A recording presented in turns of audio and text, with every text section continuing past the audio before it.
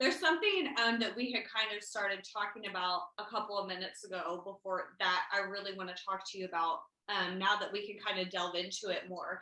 So before we get into this, there's just a couple of things that I would like to just kind of bring to the severity of this situation about what we're about to talk about. So just in the first quarter of 2021, alone in itself, has had more mass shootings than in 2018, 2019, 2020. There's been over 130 mass shootings since January 1st, 2021 alone. Fucking crazy.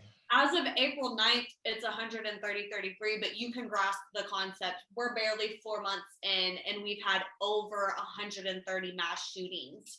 So Biden has, brought into play a new gun law. There's some kind of interesting things that I think are really great, really progressive. One of my favorites personally that, I'd like to talk about, they have what they're trying to implement that's called a red flag law. So it's like when a family member or law enforcement can petition the court to say, hey, this person is in crisis, like they're not okay, they don't need access to these guns. There's also a couple other things. Have you looked into this, Em? I'm sure you've watched videos on it. Yeah. You want to like break down the yeah. or go in depth Of course, yeah, of course. Get after it, yeah. I think it's probably better to go through and then we can talk about, because there's definitely at each point, I think they relate to each other one way or another, and it kind of all ties into why there needs to be these restrictions and protocols in place. So okay, go through the whole new law. Go through all the structures of the new law. Let's do like a little quick overview. Yeah, we'll do a little quick rundown, and then we can kind of get you guys' opinions on where we're moving. So obviously you guys heard me talk about the red flag law. Personally, that's my favorite from what I've seen. But they're also going to propose in 30 days a rule to stop ghost guns. So any guns that aren't including serial numbers, they're supposed to get crap, which we'll talk about that. They're supposed to get like a serial so it can be tracked. So I think either like the magazine or something has to have a label of a serial number versus you can make a gun 100% completely from scratch and no trace of it ever being found or registered anywhere. Exactly. So it makes it has to be registered and follows up the gun laws of everything else. Yeah. We can talk about that too. Then they, one of the next ones is that a 60-day proposal to make it clear that when a device is marketed as a stabilizing device, so like if you're going to get a pistol and you're going to turn it into a short barrel rifle, there's going to be requirements from the National Firearms Act, which is another thing, as well as the administration investing in evidence-based on community violence. Sorry, we're gonna have to edit that because I can't tell what I wrote. Community violence or something. Community violence interventions. So the interventions are going to be proven strategies that they've had to kind of help reduce gun violence. As well as the Justice Department is going to issue an annual report on firearms trafficking. So that's going to be a good one as well. And it looks like the president is wanting to nominate David Chipman to serve as the director of the Bureau of Alcohol, Tobacco, and Firearms. So that's a couple of the things that they're looking for. What do you guys think about what they're trying to implement or what they're, proposing? I'll let you go first. Yeah. So I think the biggest thing with Biden as he campaigned through the last of 2020 and 2019 that he talked about he was going to do gun laws and gun restrictions and make it harder for these mass shootings to happen. And it was supposed to be a big push in his first, I believe, 90 days in the office. So there's been a lot of pushback and anger with nothing happening, nothing being in place. And then we're seeing these mass shootings happening in Colorado in a grocery store or some being prevented, the one with the massage parlors. You're hearing them constantly over and over of a new shooting in a new place. It's kind of, we're at this point, we're numb to it. Yeah. When we first heard it, it was devastating. But at this point, that's a common day in America. Yeah. And that's honestly sad that we're so desensitized to these mass shootings and things happening that I think it's easy for people to say, oh, this is not a gun issue. This is a person issue or a mental issue. But when you look into mental issues happen across the world. That's just not an American problem. And there's guns across the world. We're not seeing this gun problem, mental issue problem of mass shootings happening in other countries as we're seeing in America. We have extremely relaxed gun laws and nothing universal really across the board. Yeah. So from state to city, it changes. And I think when people bring up an argument like, oh, look at Chicago, Illinois, they have some of the stricter gun laws, but it's not countrywide. So it's only a couple hours to cross a city border or a state border to bring it through. So I think making it register is extremely important to have every gun registered. There really shouldn't be a need for guns to be unregistered, unkept. Everyone should have to go through some guideline or some clearance to be able to have a firearm or to operate them. So what would absolutely, and I 100% agree that we need to have like all of these registered. It's going to, like they said, kind of reduce the gun violence because it's going to be able to hold accountability, right? But I think some people would argue, just from like a Republican mindset or a more conservative value, well, you're gonna, if it's not going to be, you can't get a gun, well, you're gonna learn how to make a bomb in the black market. And do you think that if they tried to implement this, that it would still be as easily, I mean, it's not like it's easy to get, I don't know how to just get onto the dark web, what I mean? Grab a gun, buy a gun. I don't feel like that's something that's normal, but do you think that even if they do start to implement this, that people are going to try to find ways to get illegal guns? If anything, there's always going to be people trying to find ways, but it's the fact that we have it so easy right now for anyone to do what they want. So we should put up borders to make it a lot more difficult. Because at the end of the day, if you make it that more difficult, it's going to stop some people before they get there. Not everyone, like you said, is going to be able to research or find all of the information or make the gun. Because a lot of it's like, as fucked up as it is, kids too, though, for real. Before, I mean, maybe not right now, but before we had school shutting down and everything, these kids is just going into their parents' gun cabinets and just going and shooting up schools. So even if they are registered, I mean, it comes to education, backgrounds, making it stricter for someone. If you need to get a gun, you need to go through a class or safety class. And understand that everybody you need to be. You have to agree to has been locked up in the locked up space because if it's easily accessible, then you should be liable for anything that happens with that gun being touched. It's your responsibility as a gun owner to make sure no one else can have access to it. That's very true. My job. So it's like we allow gun ownership to be so relaxed here because it's right.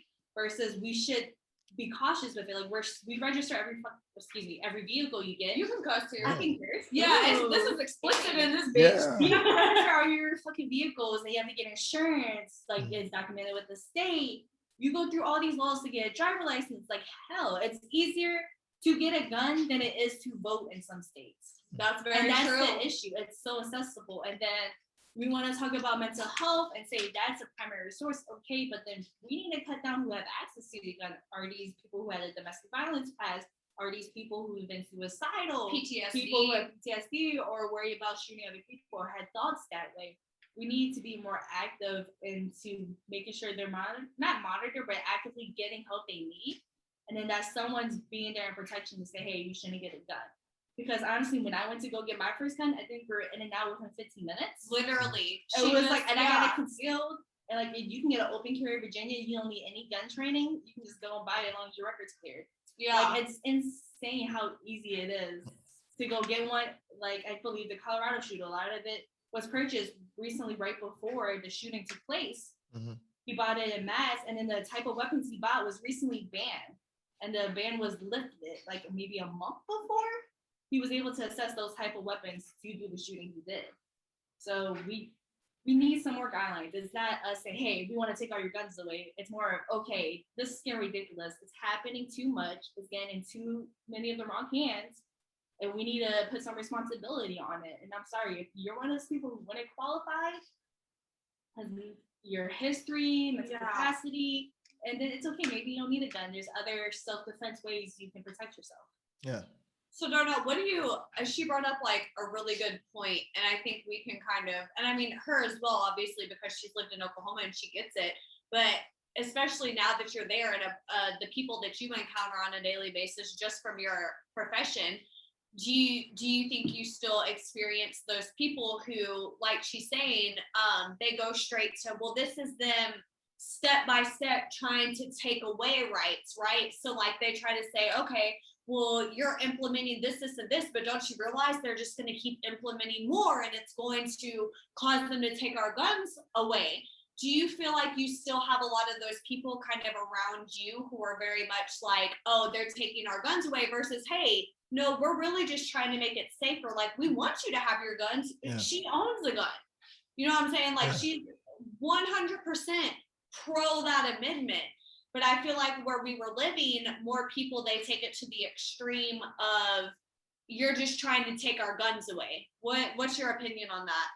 Well, for my thing, it's the same thing with, like I said, with policies. It's because it's hard for people to actually sit down and have the conversation, the real conversation. Most people genuinely are okay with more restrictive laws.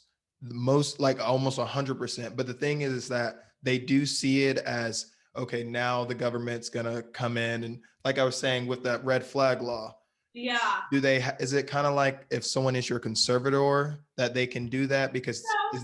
is that the law then that the government can come into your No. house and take your guns? Because that's what, What I remember, was my friend saying, was, it's not That becomes where it's, like, necessarily, different. yeah, that's what I'm like, yeah. yeah, it's not necessarily a conservator. Now, this is from my understanding, what I read into. I could be wrong, I may have to, but from what I read and what I understood was that when your family member, or even, you know, if a law enforcement is pulling you over and they realize that you're not in the state of mind, You're in crisis. you're in crisis, exactly, then they have the power to overturn and just be like, hey, no, you can't have this. So let's say Emily I felt like she was in crisis. I live with her. I felt like she was going to harm herself or somebody else. Yeah. I can call law enforcement and be like, hey, she's not mentally. Well, you'll do a court order petition. Yeah, I'm sorry. Okay. Right. I would court order a petition to say, hey, my friend, my family member isn't mentally well. They have a history of, you know, whether it be suicide or wanting to harm other people, so on and so forth. I believe that for right now, it's safe to withhold Okay. her firearms from Yeah. her so she doesn't harm herself or anybody else. I think it was a 60 or 90-day thing. Yeah. It wasn't like a permanent type of thing. It was No. for the crisis specifically. It's Okay. just, exactly, just until you can kind of get back into your normal headspace where you're okay, because we don't want to keep you from your guns, but if you're in a situation to where you're going to harm yourself or somebody else, then yes, I believe that somebody needs to step in to handle that, because unfortunately mental illness, sometimes I know some people who suffer from, you know, like bipolar disorder and things like that, who don't think that they need medications. And so sometimes you don't realize when you're in that state of mind, because you're manic, that, hey, wait a minute, like tomorrow you're not gonna necessarily feel the same way. Like, don't go shoot up the club. I mean, there was a family that their two sons did a murder suicide. It was 5 of them. Mhm. They were depressed, and pretty much they said, we weren't better by this time next year. We're gonna kill our family and ourselves, because they knew their family wouldn't be able to grieve without them. And they said this world was too dark. They didn't want their family to suffer. So with their mental illness and how deep they were, they thought they were helping their family. Yeah. And then kind of resolving all of their issues, and then they killed themselves. Well, the family then themselves. Yeah. So 5 were murdered. Like, I think the daughter was about to go to college this summer. Oh, so it's just like, it's a terrible story, but that just shows like we need to make sure these people can't go and get help, and then make sure we are identifying and actually having programs to help with people issues, and not just kind of throwing them to the wayside. I feel like that's a or lot just of the arresting thing. them, or They Because feel like the community aspect. yes, exactly. That's exactly. So let's go ahead, and there's a couple other topics that I kind of want to get in today. So let's kind of